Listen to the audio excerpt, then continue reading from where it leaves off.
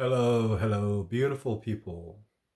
Coming to you from December 2025. Just about a week left till Christmas time. I love this time of the year. I really do. This is the time of the year that everything goes back into hibernation. Nature's slows down, becomes quiet, moves inwardly. Animals go to sleep, take a long nap, really. And everything just slows down and goes inward. The trees move inward, conserving their energy and life. And with us as well, as humans, we stay mostly home, don't go out when it's snowing, especially in Canada right now. And it's a time of reflection, but more importantly, going deeper within. Traditionally, this time of the year, actually, we don't know when Jesus was born. It's just anybody's guess. But I really believe that the reason why this time was chosen is because it's a time of slowing down and looking inward. And this is a good time to deepen our practice with everything that is happening in the world. And traditionally, in Christian esoteric teaching, this is a time when we go through our practice, meditation, contemplation, looking within. It is said that the divine spark in us, all of us as humans, gives birth to baby Jesus, to our own divinity, to our own Buddhahood, to our own Christ consciousness. And if we keep it up, traditionally, symbolistic, and in real life, really, when the Holy Week arrives, towards the end of April, I believe, we go through the stages that Jesus laid out for us in his book. And I'm not coming from a religious point of view. This is just esoteric and spiritual, really. But that's not what I want to talk about today. Today, I want to talk about getting wrapped up in a bubble. And that sounds quite, sounds like a child play, but it is something rather important. When we go deeper in our practice, our time, our weeks, our month, and our years, we go deeper and deeper in our practice.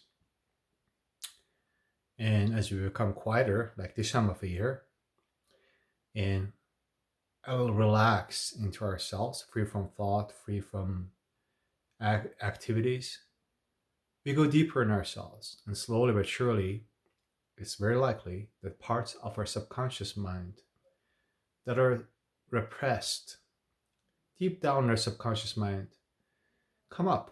They sort of get detached from our subconscious and come up to the surface of our awareness. Now, the reason why I wanted to talk about it today is because very often when these things come up, they can be from past experiences, from our childhood, from any kind of trauma. And trauma does not have to be involved with violence at all. It could be feelings of abandonment, um, difficult times in our lives, some sort of separation, or maybe we experience separation as children. Everybody has a story, and we suppress those stories when we are children, especially because we cannot process them. And we just want to survive and we live without them in our conscious mind. But when we meditate, those things, I think of them as a bubble. They detach from our subconscious and they come to the surface. And sometimes, if we're not careful, we get wrapped in that little bubble. What I mean by that? Occasionally, what I experience is sometimes meditation goes well, I go deeper, there's a plateau, I go deeper and hit a resistance for a couple of days, sometimes a couple of weeks. And it's perfectly fine. That's as good as a practice as any. But I stay with it and I keep practicing.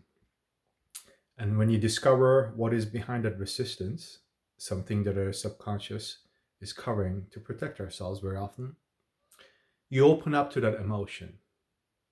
And that emotion becomes very real.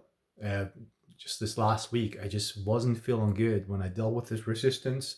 I knew what it was. It came to me through the felt sense. And I had this deep anxiety in my just belly area. Don't worry, you probably it won't happen to everybody. If you had difficult upbringing, that sometimes comes up.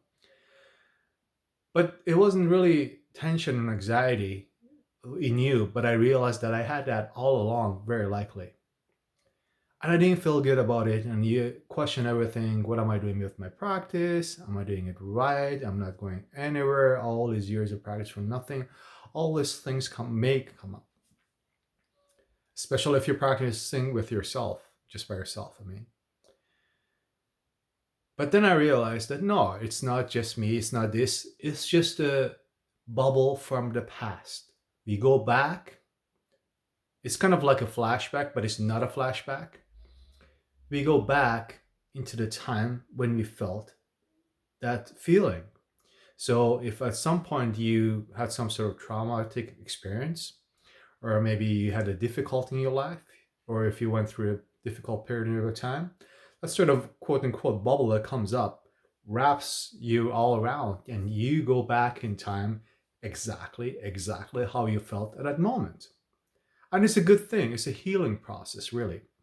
But it is very important to keep in mind this is not happening to you.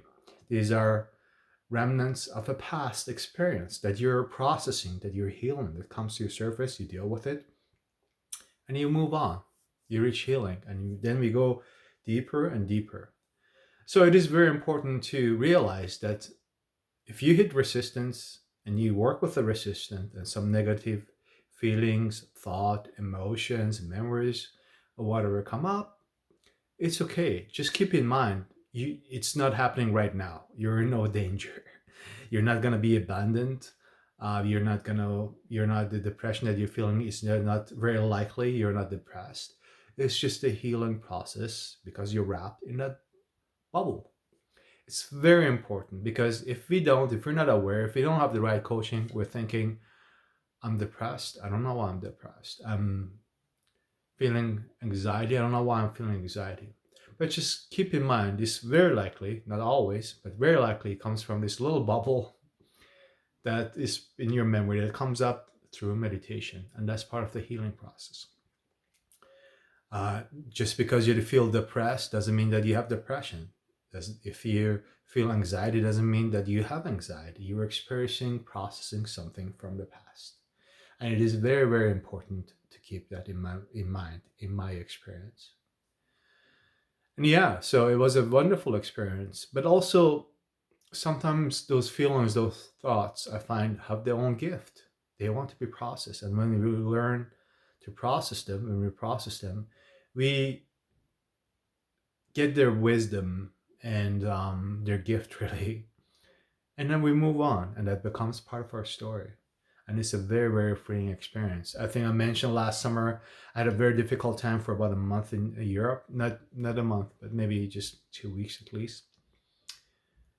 Um, and um, and it was very difficult. But then I realized all the difficulties that I experienced were actually beautiful experiences because they made me grow, and that changed my story of what happened to me as sort of like a victim to who I have become at that point in time, which is someone with compassion, self compassion, that for others. And that's a small price to pay for reaching, becoming a better human being, in my opinion, at least. So yeah, keep that in mind that if negative feelings coming up in meditation, it's something very likely from the past. It's not happening right now. And something that I always emphasize in these videos is that just because you feel bad, it doesn't mean that you're not progressing. Something that my teacher taught me. Good practice of meditation sometimes is actually bad practice of meditation, if there's such thing. And bad, what looks like very bad practice of meditation actually is great, amazing practice of meditation. That's what my teacher told me. And keep that in mind.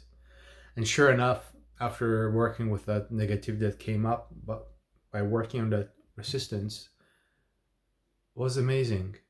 I felt freed because it came to my conscious awareness what I was experiencing. So this anxiety wasn't just this permeating my being, my consciousness at all, but it was something that was very visible, that I could feel it right in front of me in my belly. I became aware of it and I knew what caused it, which there's no point getting into it at this point in this video. But it was a freeing experience at realizing that, yes, I do have this anxiety and I know where it came from. And it's not real and I have to deal with it. And dealing with it is a whole different process that maybe we can talk about in a different video.